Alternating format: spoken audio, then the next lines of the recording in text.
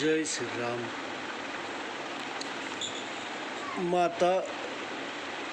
माताओं द्वारा श्री रामचंद्र जी और अपने बहुओं की बड़ाई का वर्णन है।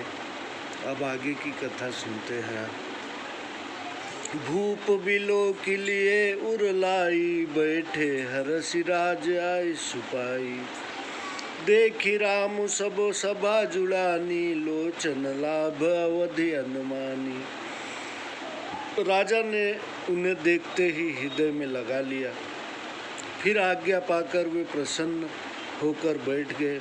राम जी के दर्शन करके सभा शीतल हुई। सबने यह मान लिया कि नेत्रों में लाभ की सीमा यही तक है। पुनि वशिष्ठ मुनि कौशिक आए, सुभग आसन मुनि बैठाए।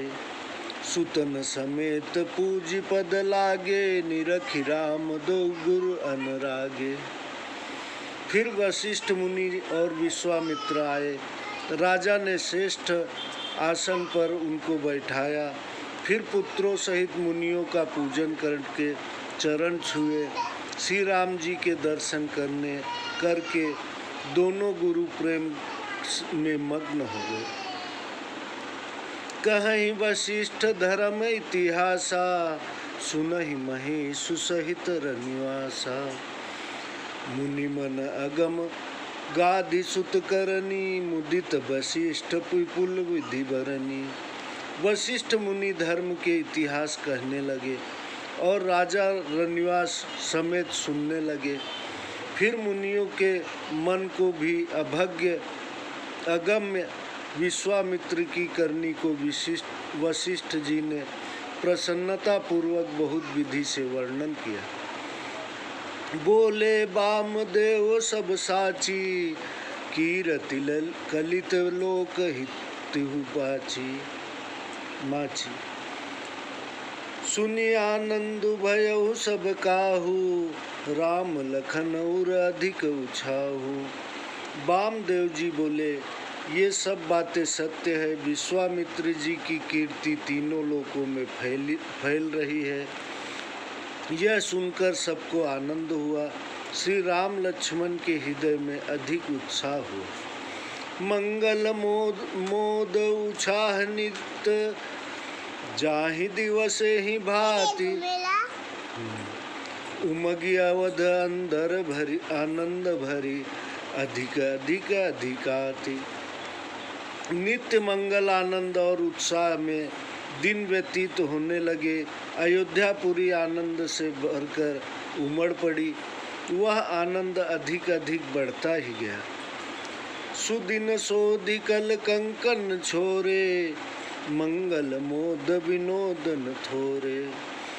नित नव सुख सुर देहि सिसाई, अवध जन्म या जाचहि विधि पाही। शुभ दिन विचार कर कंकड़ खोले गए।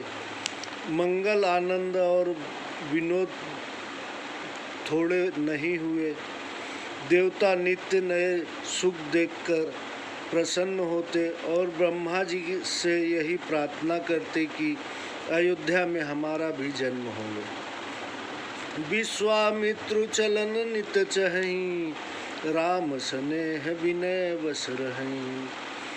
दिन दिन सय गुण भूपति भाऊ, देखि सराह महामुनि राऊ। विश्वामित्र नित्य जाना चाहते हैं, परंतु रामचंद्र जी के स्नेह और विनय के वश होकर ठहर जाते हैं। राजा का दिन पर दिन 100 गुना प्रेम देखकर महामुनि विश्वामित्र ने उनकी बहुत बड़ाई की।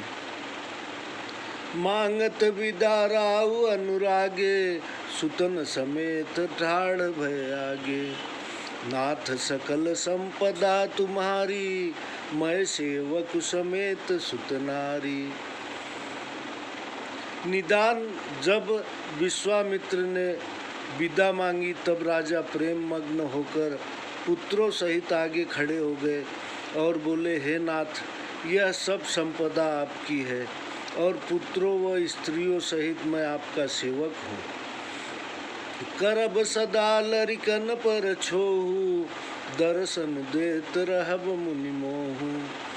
अस कहि राउ सहित सुतरानी, पर चरण सुख पाओ आओ न बानी। हे मुनि, लड़कों पर सदैव दया करते रहिएगा और मुझे भी दर्शन देते रहिएगा। ऐसा कहकर राजा पुत्र व रानियों सहित मुनि के चरणों पर गिर पड़े।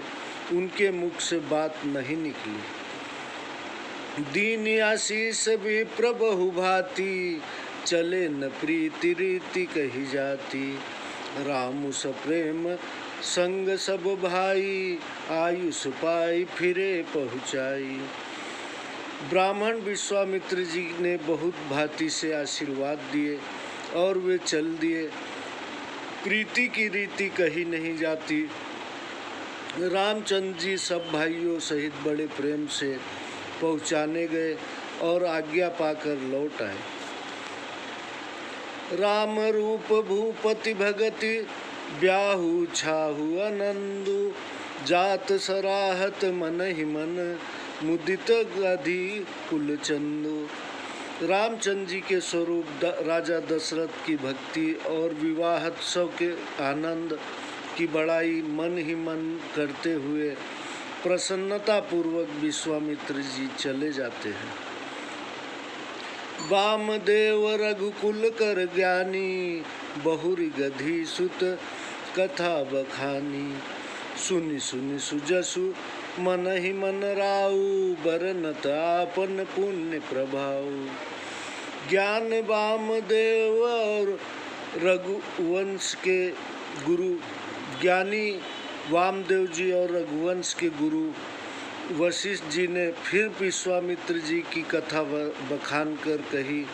मुनि का सुंदर यश सुनकर राजा मन ही मन अपने पुण्य के प्रभाव की बड़ाई करने लगे। बहुरे लोग राजयश भयऊ, सुतन समेत निपति गयऊ। जहाँ तह राम ब्याह सब गावा, सुजस पुनीत लोक तिहु छावा। जब आज्ञा हुई तब सब लोग गए और महाराज पुत्रों सहित महल में गए। सर्वत्र रामचंद्र जी के विवाह का यश गाना गाया जाने लगा और पवित्र यश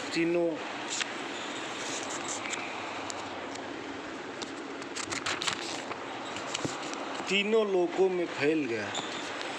आए ब्याहि राम घर जब ते, बसई आनंद अवध सब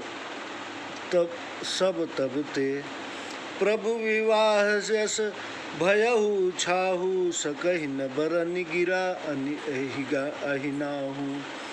श्री रामचंद्र जी जब से विवाह करके घर आए तब से सब आनंद अयोध्यापुरी में बस गए। प्रभु के विवाह में जैसा आनंदोत्सव हुआ उसको सरस्वती और शेष जी भी नहीं कह सकते। कवि कुल जीवन पावन जानी, राम सिय जसु मंगल खानी। तेहि ते पै मैं कछु कहा बखानी, करन पुनीत हेतु निज बानी। श्री सीता राम जी का यश कवि कुल के जीवन को पवित्र करने वाला तथा मंगल की खान है। यह जानकर इसे मैंने अपनी वाणी को पवित्र करने के लिए कुछ वर्णन किया है। निज गिरा पवनी करन कारण, राम जसु तुलसी कहो। रघुवीर चरित अपार बार, धिपारु कवि कौने लहो। उपबीत ब्याह छाह मंगल, सुनिज सादर गावही। वैदेही राम प्रसाद ते, जन सर्वदा सुख पावही।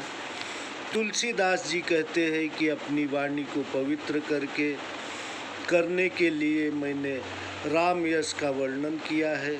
राम जी का चरित्र अपार समुद्र है, किस कवि ने उसका पार पाया है। जो लोग यज्ञोपवीत और विवाह के मंगलमय उत्सव को आदर से सुनकर गावेंगे वे सीताराम जी की कृपा से सदा सुख पावेंगे। सिय रघुबीर बियाहू जे सब प्रेम गावहि सुनहि तिन कहु सदा उछाहू मंगला तनय राम यशु। जो प्रेम से सीता जी और रामचंद्र जी का विवाह गावेंगे और सुनेंगे उनको आनंद ही आनंद है, क्योंकि रामचंद्र जी का यश मंगल का धाम है। बोलो सियावर रामचंद्र की जय। श्री रामचंद्र चरितमानस से 12वां विश्राम है। इति श्री रामचंद्र चरितमानस से सकल लिख लूस विध्वंस ने प्रथम सोपान समाप्त। कलयुग के संपूर्ण पापों को नष्ट करने वाले श्री रामचरितमानस का यह प्रथम सोपान समाप्त हुआ।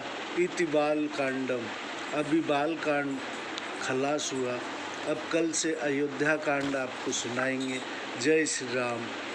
आप सब्सक्राइब कीजिए और बेलान की बटन दबाइए, जिससे हम आपको और कथा सुनने को मिले। यह कथा बहुत पावन है। इसको कहने और सुनने से दोनों से भगवान में आपकी हर इच्छा पूरी होगी। जो भी इच्छा है वह इच्छा ये राम कथा, ये भगवानमय कथा सुनने से सब कुछ बड़े बड़े संकट दूर हो जाते हैं। जय श्री राम।